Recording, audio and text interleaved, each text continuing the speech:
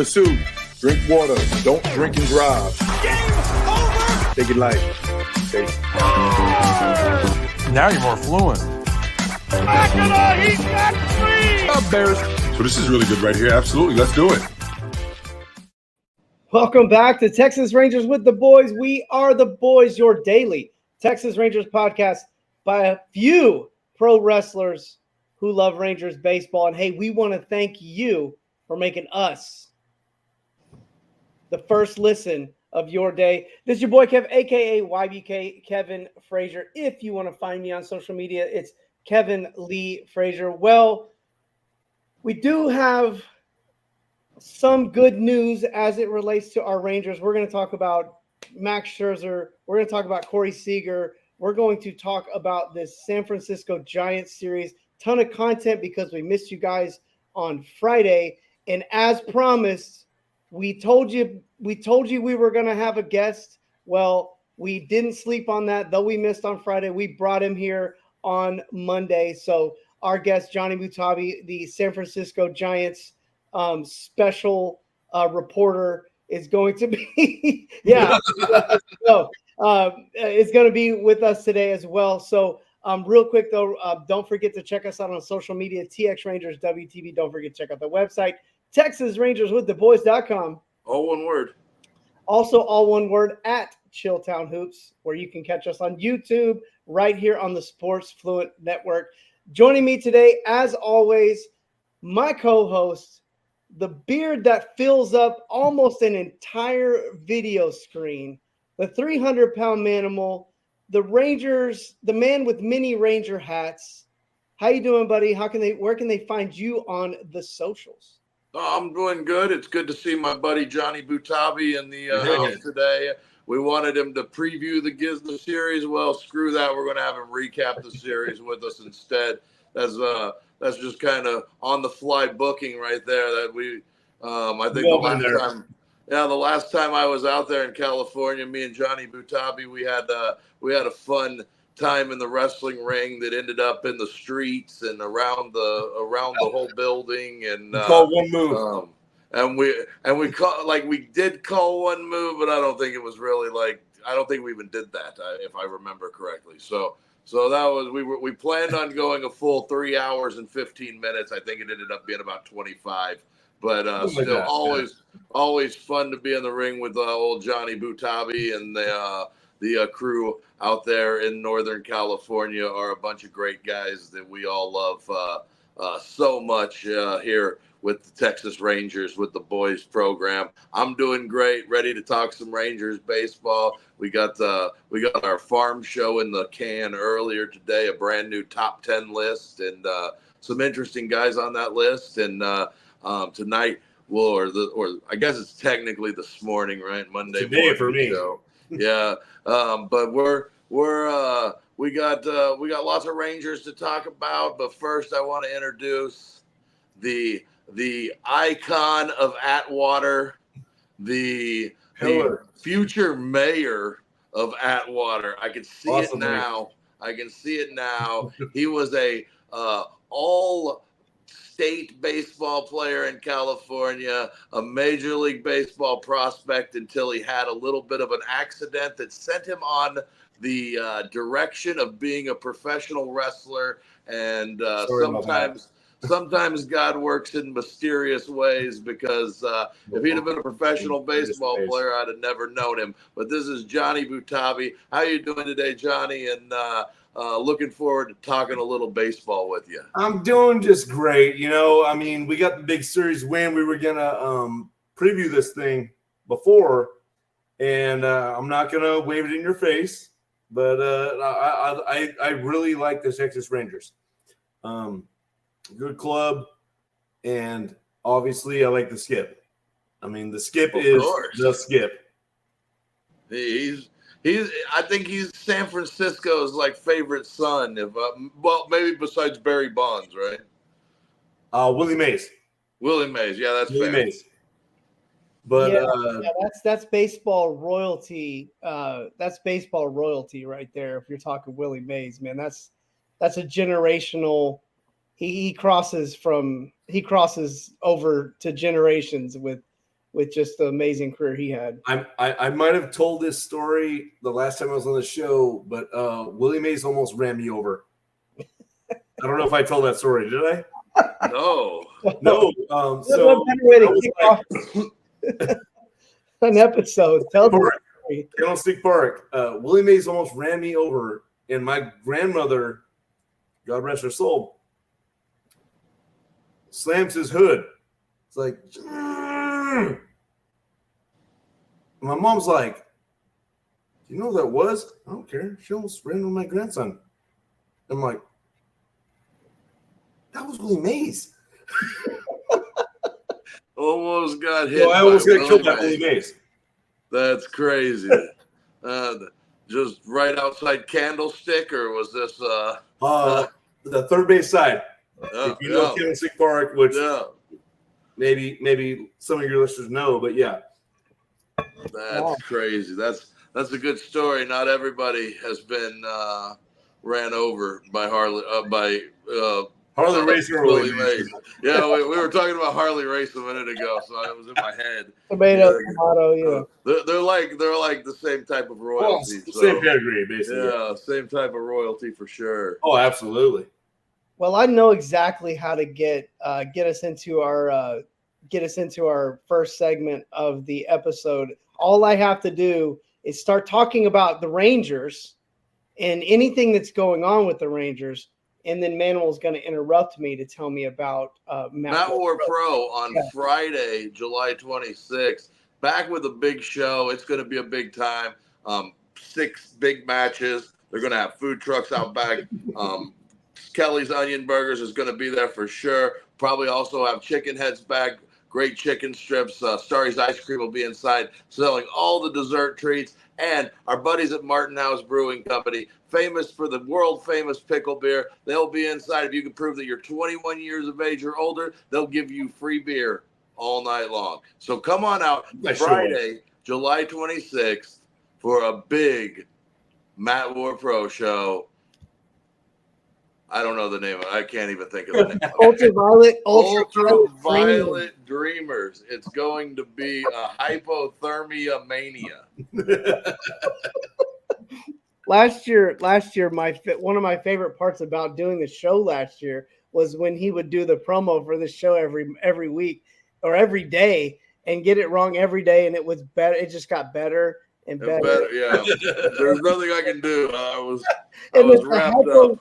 A hypothermic what? Hypothermia. You look it up though. You look it up and it's like, all right, oh, that one. That is it is true. It's going to be a big show. Southside Preservation Hall is the place. Matt War Pro, Starry's Ice Cream, Martin House Brewing. All of our friends are going to be there. It's going to be a big time. The fact that they have shows that don't end in mania or slam is where I'm like, great job, guys. Great job. At least you have some. Yeah, at least you got some unique, using a little creativity. Well, hey, let's talk Rangers. I'm ready. You guys are ready. Rangers still hanging out, 5 back of Seattle. Couldn't find a way to really make up any ground over the weekend against the Giants, who, by the way, I was very high on the Giants in the offseason, still am. But Rangers take a tough series loss to the Giants.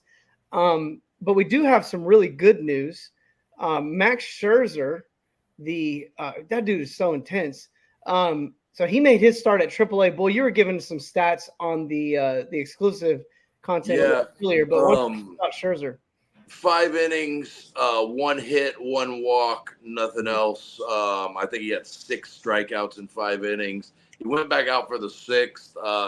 Walked a guy there in the 6th, and they came and set him down. But 53 pitches to get through 5 for Scherzer at Round Rock, and they're playing the Oklahoma baseball club, which is the Dodgers AAA team. So it's not your average AAA club. Yeah, this is a club with a bunch of really good players on it that are. Twins. Yeah, they're major league ready baseball players that just don't have a spot because Mookie Betts and Freddie Freeman are there, So, but he was. Shohei. Yeah, this guy named Shohei hits for him, so they don't have a ton of room.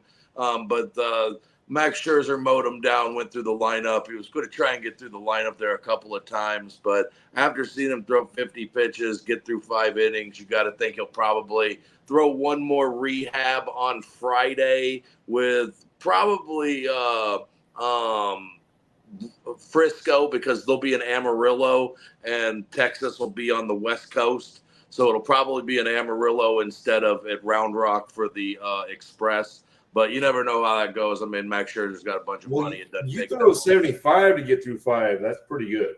Yeah. So That's 53. impressive. Yeah, he was definitely well on his way to a complete game in under 100 pitches. You like to think like to think that's intentional too. You know, like that was like the mindset was that, hey, let's get out here, get through some innings with a low pitch count, pitch to some weak contact. But it's the jobber match. Well, and he's at 14 whiffs, man. So he was 14 whiffs, and he was sitting 93 with his sinker and topped it out at 95. So there's still some whip in that arm, and as long as everything's coming back nerve wise, fine. I would probably bet that he'll get either a rehab on Friday or Saturday, depending on what he wants to work on rest. And if all goes well and there's no kind of setback at all, I mean, I would think that that week at home with the Mets, that next week you may see Scherzer get a start in that series. And all that does for the Rangers is make their bullpen deeper, because you're able to option Grant Anderson. You're able to start thinking about releasing. You got a Hall of Famer. Yeah, you've got you're bringing up your sleeve. Yeah, and you know what's really great is probably in another month after that, they're going to get another Hall of Famer, or at least a Hall of very, very good guy, Jacob deGrom, back. And they've got Tyler Mahle that's continuing to throw and come back from Tommy John surgery. So there's help on the way in the rotation. The rotation has been good. There's no reason why it can't get better. And, so hopefully that leads somewhere down the road to the team sparked with some hitting. But a Bochy team meeting on Saturday night or Sunday morning before the game. It would have been a sweep. It's always fitting. I heard Dave Raymond and Hunter Pence talking about it. It's always fitting to have your team meeting on a day where you're sending your ace to the hill and Nathan Eovaldi. It never hurts. It never hurts. Give my man 2 runs here and we're going to win a game.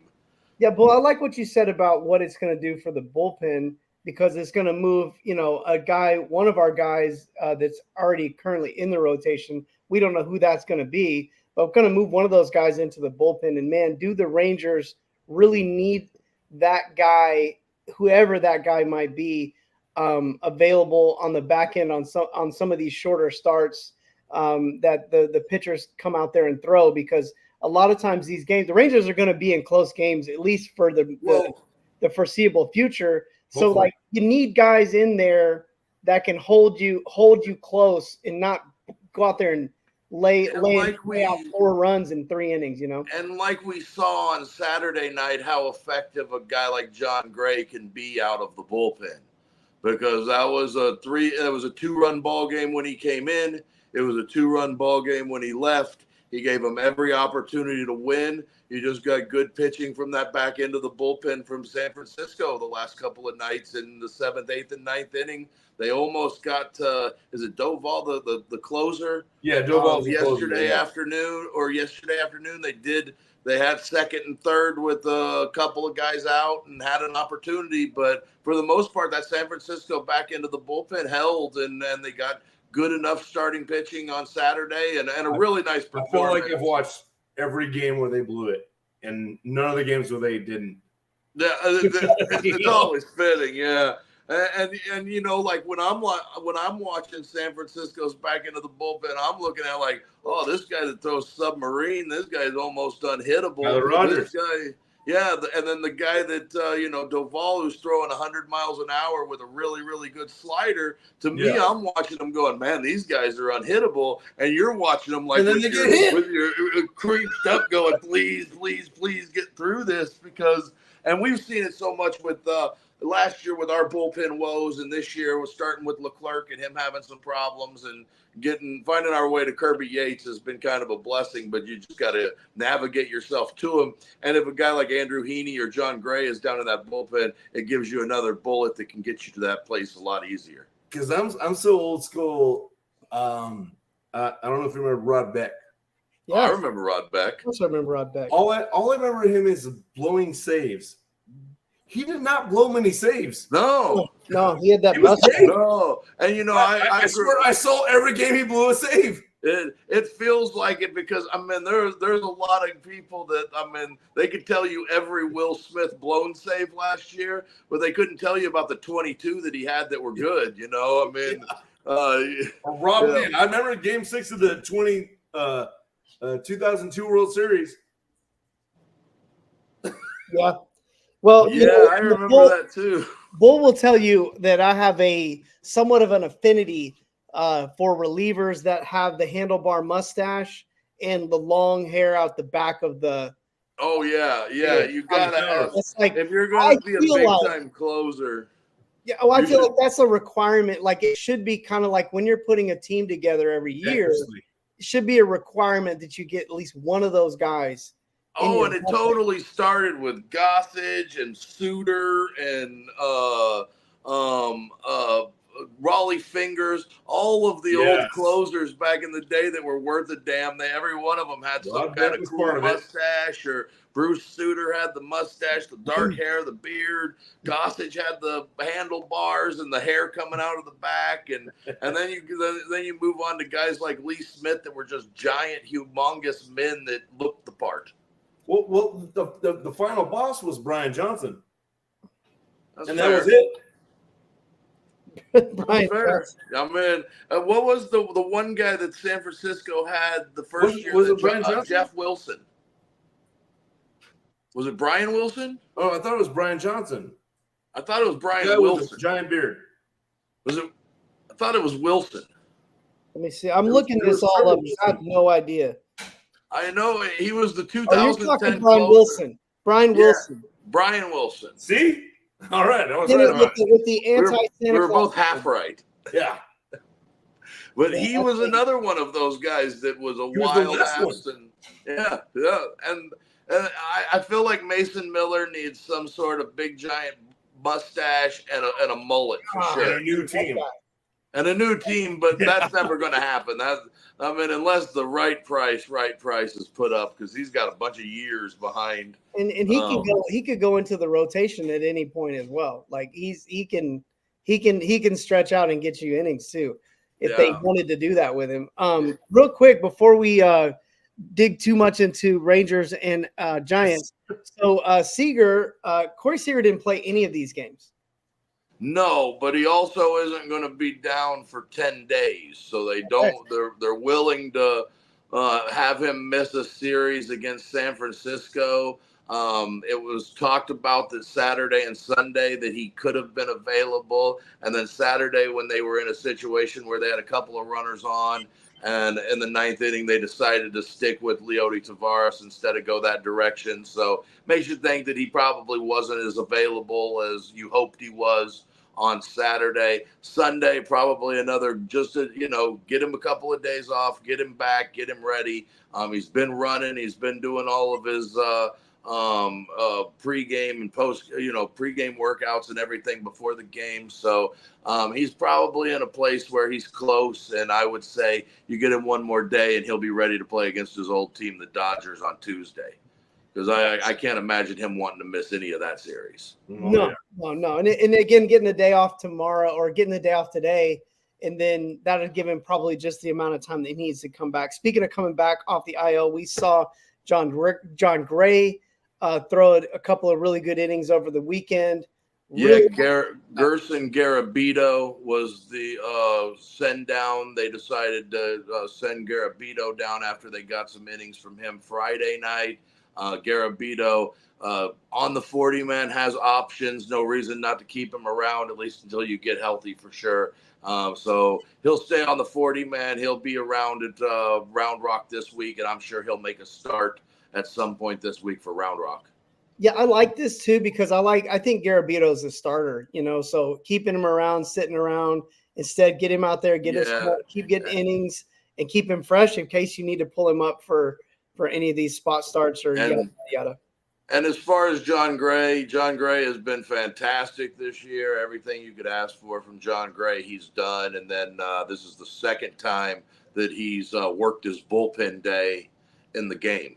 So there's now 2 times where he's went out and what should have been a bullpen before the game or after the game, he just went out there and got him innings. So a lot of tip of the cap to John Gray for coming off the IL, going right into the bullpen and keeping the Rangers in that thing Saturday night. Yeah, definitely love to see that. I was going to ask you on the Down on the Farm show. I figure I might as well ask you now for segue purposes. So, what's the deal with Mark Church? I haven't seen him doing anything. We know he's hurt, but I don't think we ever I haven't gotten a report since basically shoulder tendonitis that we had a couple of months ago whenever he did go down initially. So I haven't heard a whole lot more than just shoulder problems with the shoulder. So I don't know. I don't know if there's for all I know though, Monday or Tuesday, when you look at the Round Rock box score, he could be out there. So, you don't get a whole lot of AAA updates, and especially with guys that have been on the IL for a little while, they kind of fall into that. You don't hear a whole lot about them, especially if they're not doing anything. Well, just a cheesy way for me to get a segue. Also, too, a lot of bullpen arms right now in the organization pitching really well. And if you're subscribing to our exclusive content, Down on the Farm with the Boys, where we cover all things Rangers minor league, you would absolutely know about that. And man, this week on our show, we had a great top 10 list of minor leaguers, as we usually do. But man, I'm telling you, it was a lot of fun this week. We had a lot to talk about. And there's, with the Dominican Summer League just getting started, the Arizona Complex League is in full swing. And then these, from A-ball all the way up to AAA, these guys are in full swing of their season. So there was a ton to talk about. I would say the biggest, disappointment is the stuff that we don't have to talk about at AA and AAA. Not a ton to really talk about in terms of what else is there for the Rangers. Yet both those teams are playing pretty good ball. But we definitely had a lot to talk about at Hickory. A great week for the Crawdads. We definitely had a lot to talk about with Down East. And man, the international signings over the last couple of years are coming out of the gates with some serious firepower, at the Arizona Complex League and at the Dominican Summer League. So go check it out to our website, TexasRangersWithTheBoys.com. No, one word. And it is just, or you can go to Spotify. It's just $1.99 a month, man. You make us your one-stop shop for all things Rangers organization-wide. You could also subscribe right here at Chilltown Hoops, also all one word, on YouTube at the Sports Fluent Network. And you can actually pop onto the show with us if you subscribe to that third level. Johnny Butabi, he's actually a subscriber. That's actually how he got on the show. Paid to be here. Yeah, I'm totally making that up, trying to make one of you guys subscribe to our content, but subscribe to it. But no, we appreciate all of our farm hands who subscribe. Yes, who except for your Dodger fans. Yes, go Rangers. That's it. So we appreciate all of our farm hands who do subscribe, our dedicated fans. Or we are dedicated followers. We appreciate you guys. Now let's get into why you are here. We know this is why you listen to the show. And again, we have a special guest here to talk firsthand knowledge. And again, this guy is a former, all-star baseball player in his own respect, a professional level prospect. So his insight to the game is going to be a lot deeper than maybe what we have to offer. And getting to see it from your perspective, Johnny, I think is huge for us. And I know our fans absolutely love it. Obviously we just like having you on here, but let's talk Rangers. Let's talk Rangers versus Giants. We know Bruce Bochy, near and dear to your heart, as he is to our hearts now, especially. Yeah. Did you call the Rangers winning the World Series last year or something? Didn't you? Yes, I did. I did. I called it mid-April. Mid-April. We should have all went down and done what we did with the Diamondbacks and put a buck or you two. guys did that. Man, you did okay. I did okay on those Diamondbacks. I should have done the same due diligence on my Rangers, because $20 on the Rangers would have been like 40 grand. No, give us I called the Rangers last year. Yeah, I remember. Yeah, I feel like the other was Cincinnati, though. Well, okay. Not about. I mean, they're on their way, though. They're well on their way. I'm not holding it against you. Well, Johnny, but you said off air, like you still are. You like the Rangers. Like, what do you see in this team that kind of like gives you kind of like what do you like about them? Because we're in it every day, you know. It's semi like the Chicago Cubs in a way. It's a working man's team. If that makes sense. Mm-hmm. It makes sense. It does. They're not hateable. Yeah, they're not hateable. Yeah, I like the Texas Rangers. Sorry, we beat you guys. You know, like I really like the Rangers. That's it. Well, and I mean, is I'm sure you have your own love affair with Bruce Bochy. Absolutely, we do, and it's after, you know, and again, I probably come across as a Chris Woodward hater because I probably deep down am, but it's such a relief to like watch a coach a game that makes sense when you're watching the game. And Bochy, you know, he does stuff sometimes that we don't know why he does it, but then it works, you know, and then when he does stuff that like a lot of times with Woodward, when he would do that kind of stuff, it would totally blow up in our face. And it would just kind of like be so discouraging. With Bochy, he does that stuff, it actually works out. And then he does things that you expect him to do, you know, like normal baseball stuff. I was so pissed at Dusty Baker. I'm so mad about the 2002 World Series. I understand. That one was Russ Ortiz. I'm not real happy with you guys either for that because the Angels got a World Series because of that. Ugh. And you know, like having to listen to Angel fans for so long brag about that World Series. Trust me. Ugh. Well, yeah. And now 2010 rolls around, and the Giants are playing the Rangers. And I think the difference between the 2010 San Francisco Giants and the 2010 Texas Rangers were the Rangers were happy to be in the World Series, and the San Francisco fan base was starving for a championship. Yes. I think that was the real decider. Yeah, I think that was, I mean, like, there was pressure on San Francisco to win a championship there. We were very much, it's not going to happen. And then it did. And then, and that's kind of how we were last year. Yeah. As the playoffs started, the Rangers kind of sneak in the back door, have to go across country from Seattle to Tampa Bay, play a really good Tampa Bay team, and then they beat Tampa Bay. They go to Baltimore. They beat up on the upstart Orioles, sweep them out of the building, and then they go down to Houston in those first two games and walk away with a couple of wins. And all of a sudden, you're starting to think like, "Hey, this team could win." This team could win the World Series. And then they lose 3 games in a row to Houston in their own barn, and you're thinking, man, they're just 1 year away from beating Houston, or they're just you know. And then for them to go back down to Houston, take those 2 games, get to the World Series, and I didn't ever think that there was any question once they got to the World Series that they were going to win it. Well, my thing was like the Bonds Giants never won one. Mm-hmm. They should have. They should have won 4. They could have very easily won 4. Well, they had a lot on those teams. Yeah, the Reuter, Ortiz. There were some.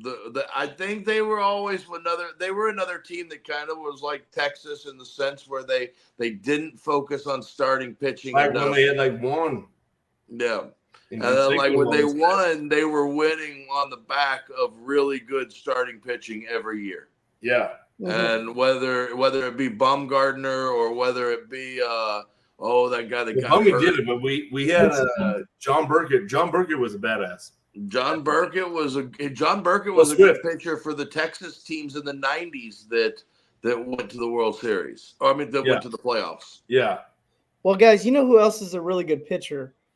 He's on my fantasy team, and he started. I know who you're talking about. He played against the. He faced the Rangers on Friday night in our City Connect jerseys at home. And that's Logan Webb. Man, that guy stays on the corners. He stays on the corners like it's. Bull and I talk about this all the time. Like any guys that can stay on the corners, and it's funny because the more they do it, the better they get from the umpires. The umpires getting the share too, right? And it's like they're not way outside. They're like it's an intentional strategy to stay on the corners, and then once he kind of gets it established, the hitters cannot. They have to start swinging at the breaking pitch that breaks away from them, especially the righties. And Logan Webb, man, he had the Rangers kind of right where he wanted them pretty much all night long.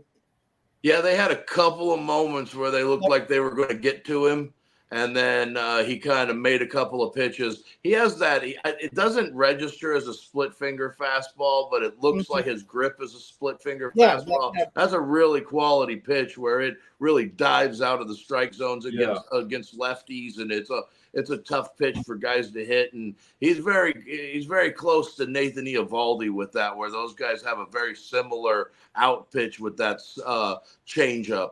I know Nathan Eovaldi would definitely call his a splitter, but I don't know that Logan Webb. I mean, it might as well be, but it's a really good pitch. Yeah, no. Well, and then so much filth. Yes, that was the best way to put it. The game was beautiful. And another thing with Logan Webb is he doesn't miss up. Yeah, he doesn't miss up. You're not going to get anything. And if he does miss up, you're so surprised he missed up that you can't pull the trigger on it. Yeah, but by the time you swung the bat, you realize you struck out. Yeah. Because he's still throwing 95 mile an hour. He missed a few times to Wyatt Langford, and Langford just couldn't quite catch up. Yeah, I think he was shocked. Yeah, like you saw it Sunday where Wyatt Langford was not interested in waiting. Well, and you don't think he's going to. You just he was so good on the corners all night long.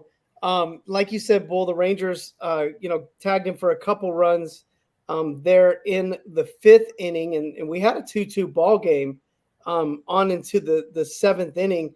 And I mean, if it happens to David Robertson, you're not mad about it. I'm sorry, but you're not. Yeah, you're not where you are without Robertson. You know what I mean? And Wilmer Flores. I mean, he got Lorenzen a couple of times. Lorenzen. This was probably the worst stuff that Lorenzen has had as a Ranger, and still went out there and battled. But Wilmer Flores, who is a very lovable player out there in San Francisco, who's kind of having a little bit of a down year. Yeah, so you can see the excitement with Johnny just seeing Wilmer Flores start to get things going a little bit. But he had Lorenzen's number, and that kind of, you saw the Rangers fight back, but then Conforto hit one. Who was it? Was it Conforto that hit that 2-run home run? Shot. Yeah, that's just a good piece of hitting. And Robertson, that was a dagger. Yeah, that was pretty much the end, especially after you'd fought back, and then Logan Webb comes back out and gets you. Because they small-balled it for a minute with the sack flies and made a ball game. Yeah, they got to Webb, got the bases, second and third, nobody out, and got both of those runs across and made it a ball game. Yeah, and you're starting to think, okay, the Rangers can get back into this thing. And then the David Robertson, especially when it's David Robertson, the guy that you trust to go out there and get your outs. And when it happens to him, it's not going to be your night. Yeah. Yeah, Rangers worked pretty good. Like pitching worked pretty good against the Giants with runners on base. I think they were Giants were 1 for 11. Rangers. Now here's the big credit to Webb is that he only let the Rangers get 3 guys in scoring position all night long. So Rangers were the fact that Rangers scored any runs. It was 1 inning. Yeah, that is. I think it was the fifth. Yeah. And Johnny, man, this has been the deal all year with the team. is that they can get a couple of runs in the game, sometimes even early, but they really have had trouble tacking on runs later in the game as the game's gone on. They've made not so good pitchers look really, really good. So it's kind of even hard to even know if the guy throwing to us is any good or not, because I mean they've made really bad pitching look good all year long. So this was kind of a tale of, this is kind of our typical box score here. Rangers are in it the whole game. Maybe the bullpen gave up a couple runs here and there, but Rangers need to be scoring some runs as well, putting a little more pressure on the Giants. The guy I really like from San Francisco is the Helio Ramos kid. Helio. Yeah, he's a hitter. He's a definite, like, he's up there hacking. He's on base quite a bit. He's got a 938 ops. Yeah, he's on the leadoff spot. I like Ilio. I like well, he's hurt, but late in the month. I don't know if y'all can see that right there. Fantasy. Helio Ramos. There you go. Yeah. I also think that Patrick Bailey is well on his way to being the man, top 5 catchers in the game. I love he hits too. He's a new buster. Yeah, he's a good one. He's good, man. Go ahead. Soler's kind of been a disappointment. I thought Jorge Soler's kind of been a disappointment for the thing this year. The power hasn't really come in just yet. But they're scrappy. I think that getting Robbie Ray and Alex Cobb back here in the next couple of months or next couple of weeks, actually, it should be getting pretty close. Every get they've gotten has not paid off. Yeah. I was actually at the game when Jung-Hoo Lee got hurt.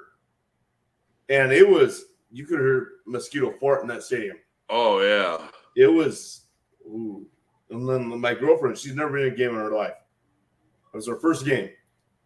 And first pitch of the game, guy gets hit. And then Superstar gets injured. Giants walk it off eventually. Yeah. What a game to introduce her to, right? Yeah, no doubt. One of those. I told Johnny when we were talking about the game earlier. He was like, "Oh, they got it within 5-2. It's a ball game now." I go, "I don't know. Eovaldi's really dealing, but just as soon as I say that, it'll end up like a 10-9 walk off or something." Yeah, like it'll end up being a power struggle. Jonathan Hernandez for the Rangers was really good on Friday night again. That's a handful of times in a row now that he's come in and been good for the Rangers when they really were in a jam and they could really use somebody to get them out of it. I thought Jonathan Hernandez. And then Grant Anderson gives up a run there late. Ramos gets it across there. And then Jesus Tanaka has a decent inning. He's got that ERA down under 7 now, I think. Well, we can do your thing and close this one out because we got to do 2 losses in a row. All right, so. yeah, no. Webb gets the win. Yeah, we're winning this one, aren't we? Webb gets the win. He's 5-5 now with a 2.92 ERA, and David Robertson takes the loss. He's 2-3 with a 3.41, and Doval gets his 10th save of the season. Pretty good work from the back end of that Giants bullpen. Yeah. Well, Rangers come out on Saturday. Back at home, still at home. Obviously, they're not going anywhere. In their normal jerseys, Johnny, I'm a jersey fanatic, and I love like all the different uniforms and stuff. So Rangers in their normal gear. Now Andrew Heaney, man, probably the most unlucky pitcher on the Rangers staff this year. He had another, I think really good outing for him when the whip's under, the whip's around 1, staying around 1. He's not walking a bunch of guys. Not giving up a ton of, hard hit balls. So, yeah. I mean, 3 runs over 5 2/3 is really not bad for your guy that you think is going to be your number 5 starter. The 5 Ks. I thought Heaney was good. He's been. You take Slater and Ramos out of that lineup against Heaney, and he was damn near perfect. But Ramos got him with the RBI double in the first inning. Ramos got him with the 2-run home run in the 3rd inning, and those are the 3 runs that he gave up. After that, I mean, he was really good outside of those 2 batters a couple of times through the lineup. What happens? Yeah, and that's the way baseball. I mean, when we had Ron Washington here, that's what he'd tell you. That's the way baseball goes. Well, and That's Johnny, how it let me say something about the 2024 Texas Rangers. If you put your worst player in the game and your backup catcher, guarantee they're going to have a career day. There's no doubt. That is the story of the year. If we've been beat by more backup catchers and 7, 8, 9 guys in the lineup and players batting 150, 180. I mean, these are the guys that have been beating us all year. So when I pull Langoliers, D'Arnaud, every backup catcher, and then now Slater. Robert, I booked my entire defense around my catcher. I don't have a backup catcher. That's the way I book. But if I have to have it, I mean, like the weak catchers the Giants have had, I'm surprised. Casali's a good veteran guy, though. If you're going to have a backup catcher there for Bailey, Casali's a good veteran guy that can help Patrick Bailey. He's had his years with Houston, so I got my opinions there. But Casali's a good veteran guy to have there with him. Yeah, and then and of course Austin Slater, the guy that scores 2 runs in that game, hitting 156 with a 477 off. Not in the clutch or in the clutch. Yeah, no, he has not been a very good player this year overall, but that's the way it's been going for the Rangers. If you got a guy in the lineup that's hitting 156, he's definitely killing the Rangers. Yeah. Hey, real quick, talking about Patrick Bailey, I'm kind of like keeping an eye on him, just because he's a good young player, and he really struggled hitting righties like his whole career up till this year. And this year he's actually starting to show that he can do a little something against right-handers. And I think, man, as long as once that number starts coming up, I think you're looking at an all-star, man. Like he's got it written all over him. Definitely a guy I've had my eye on for the Giants for a couple of years now. And again, this could be his break. I think this could be his breakout year for sure. And Kevin will tell you that the guy that pitched for the Giants on Saturday, Spencer Howard, I was very high on Spencer Howard when he was a farmhand for the Texas Rangers. He was just never healthy here. Mm-hmm. And I think that the biggest thing for Spencer Howard right now is that he's healthy. And Spencer Howard healthy can be dangerous, because I do believe that he's a very good pitcher. I believe that he's had some injury problems that have kept him from being the pitcher that he wanted to be in Texas. And you're kind of seeing that a little bit, where I don't think that Bob Melvin has complete confidence in him just yet. But I see him developing some confidence within Bob Melvin there with San Francisco. Good to see on my, for me, I like Spencer Howard. I wanted to see him succeed here in Texas. It just didn't end up being the way it ended up. Rangers didn't have a whole lot going against him. And that back into the bullpen again for the Giants, it held up. The Giants bullpen's looking good. Yeah, both Bailey guys bring it. Also, or not Bailey. What's the Rogers brothers and Doval? Yeah, both those brothers. The Rogers brothers, Doval, and then the kid that pitched today out of the Sunday out of the bullpen. Chili. Yes. Yes. Yeah. So they've got some pieces. One more thing on Spencer Howard too. Like, and Johnny, you'll probably see more of this than we will this year.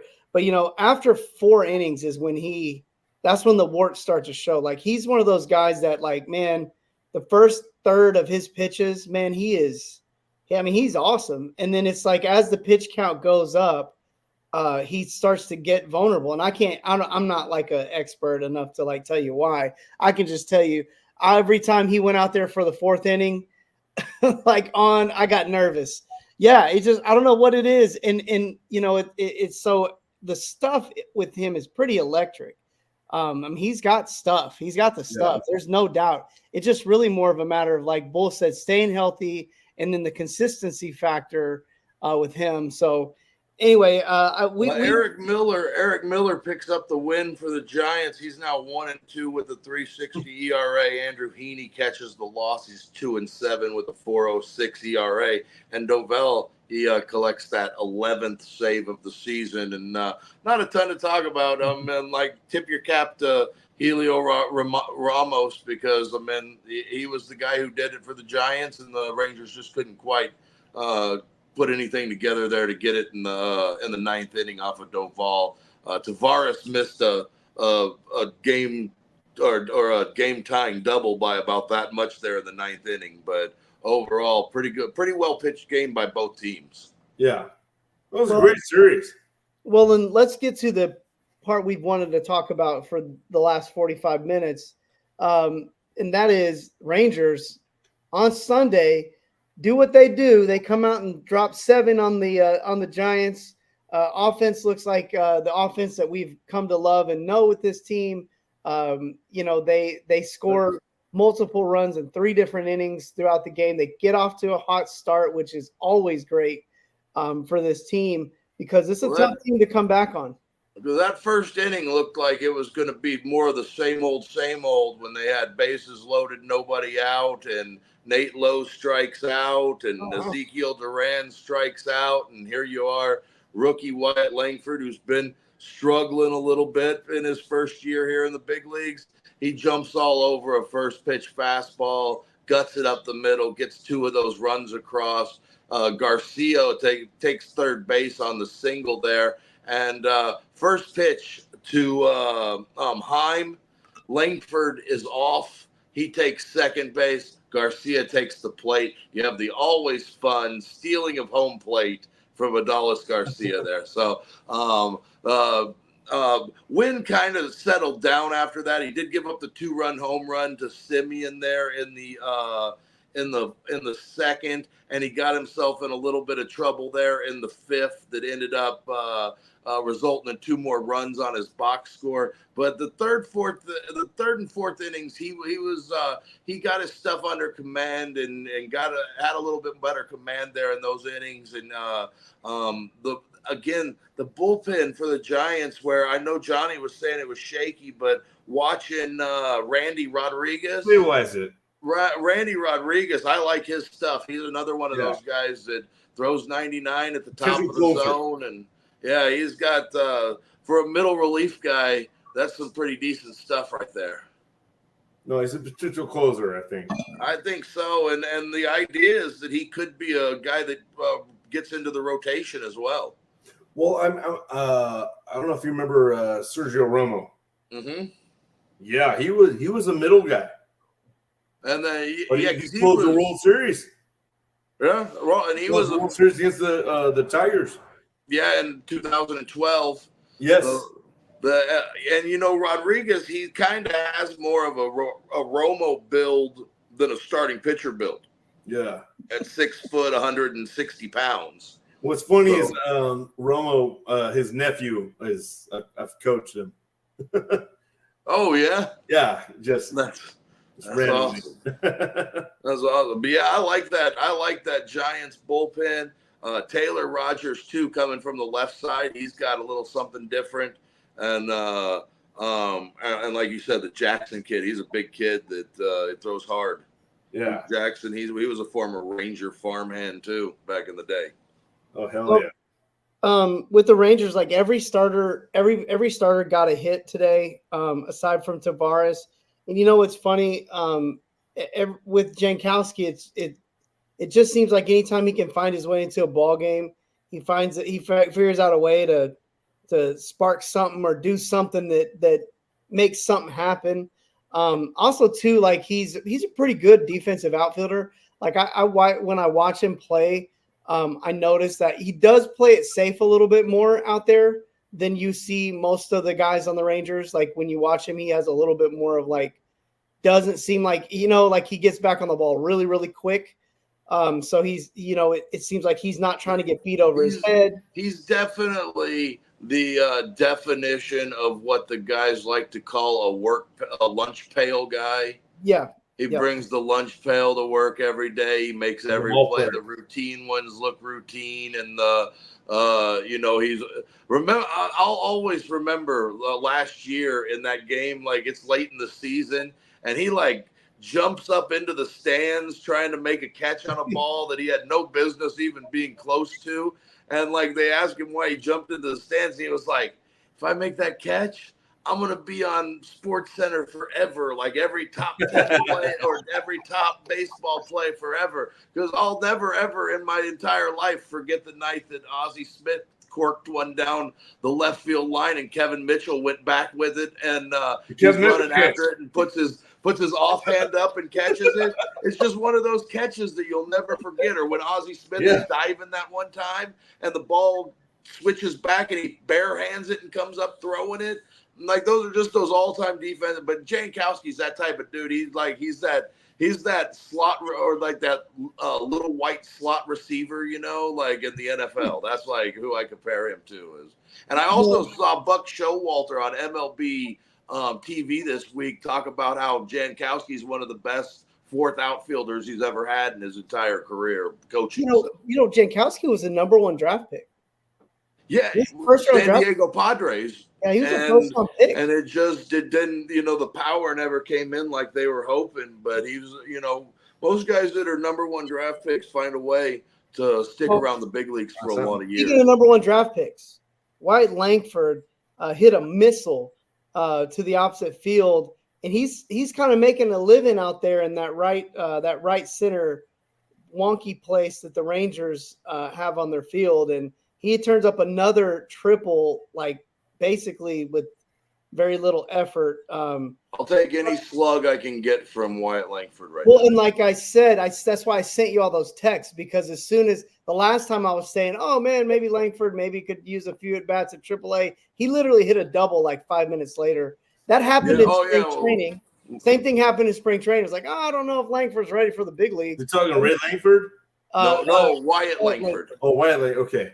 Yeah, the number 1 draft pick for the Rangers last year that just blew through the minor league system, and we had a huge, kind of had huge expectations, and he struggled here and there. But as soon as I start texting Bull something about, oh well, Langford maybe needs some at bats, he hits a double, and then today he goes out and hits a triple. So I just sent him Bull 5 texts back to back. Maybe Langford needs to go to AAA and just.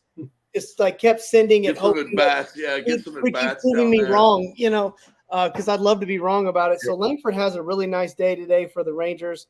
Who else is starting to really look like he's putting some stuff together, and this could be huge for the offense because we need it, is Zeke Duran. Yeah, Zeke has been he's been one of the better hitters the last couple of weeks. Also, I felt like Adolis Garcia's felt a little bit more relaxed today at the plate, where he had been really uptight for a handful of games. So I felt like he looked a little bit more relaxed, even on his swings where he didn't come up with anything. I thought he looked a little more relaxed. Tavares is struggling mightily. He's in an 0 for 18 now, so 0 for 19.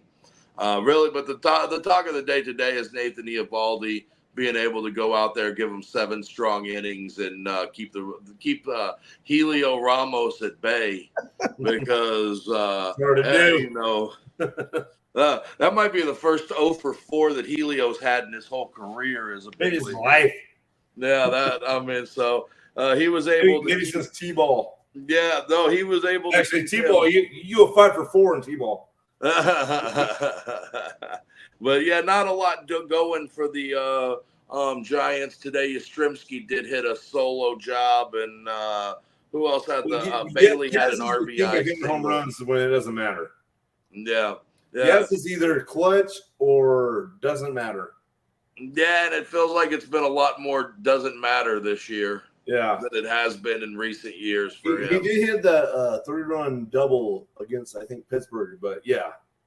It's been a rough go. He's hitting 214 right now, and and nepotism higher. The thing that's keeping him out there is the fact that Austin Slater's been so much worse. Well, Yaz is a good defender. That goes a long ways. It really does. I mean, in the sense of, especially when your other guy that's out there that's throwing isn't throwing real, or Slater not playing real well either. Yeah. So if you're going to go with defense, you might as well go with Yaz and hope for some offense. That fence in San Francisco, you got to know it.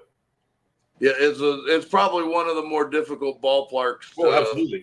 Yeah, I would say so. It's kind of playing right field out there is similar to playing left field in like a Fenway or a Houston or something like that, where it's a little bit different. Or Houston, yeah. You've got different heights and all of that stuff. But we gotta get out of here, don't we? Let me give a couple quick tidbits. I'll let you do the wrap up thing of the game, and then we'll sign out of here. So yeah, Simeon hits a missile as well. Josh Smith, just when you think he's going to stop hitting and stop doing his thing, gets on base 3 times. So Rangers take 7-2 against the San Francisco Giants to give us a little ray of hope. Yeah, Eovaldi 3-2 now with a 2.6 ERA after the win, and Win now 3-7 with a 6.94 ERA. So I imagine that San Francisco will be looking for somebody else to put in that rotation spot for him the next time around. Well, we can squeak in. Looking at the wild card race now, I know the American League you're looking kind of rough because the Centrals maybe going to all make it. Yeah, it's a lot better than we were thinking it was going to be at the beginning of the season for sure. Yeah, Giants are looking good. Nobody saw that coming. Now, Johnny, I did predict San Francisco as my wild card team this year. I really liked all the free agent signings that they had. With the team, you can't help the injuries, but I really like the moves that they made. I thought those are the kind of moves you make when you're trying to win. Sometimes I feel like there's cosmetic moves. You just make a move so your fan base will go out and buy some tickets. But but I felt like the signings that they made this year were really signings that seem like a team that's ready to try to compete. I still think Bob Melvin's a good manager to bring on. Chapman, Solar,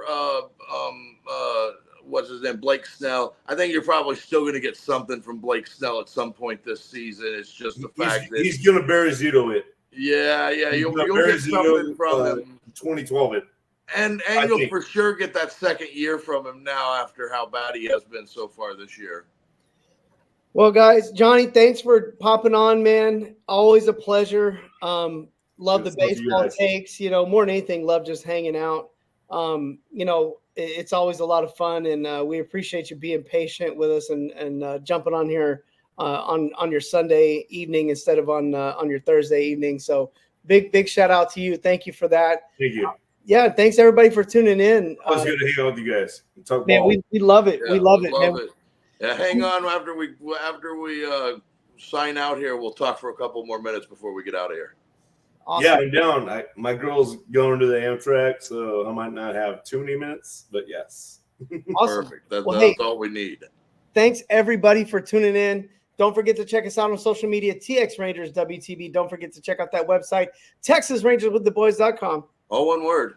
Also, all one word, at Chilltown Hoops right here on the Sports Fluent Network on YouTube. Don't forget to check us out here as well. Don't forget to check out our exclusive content down on the farm with the boys. We cover all things Rangers, minor league.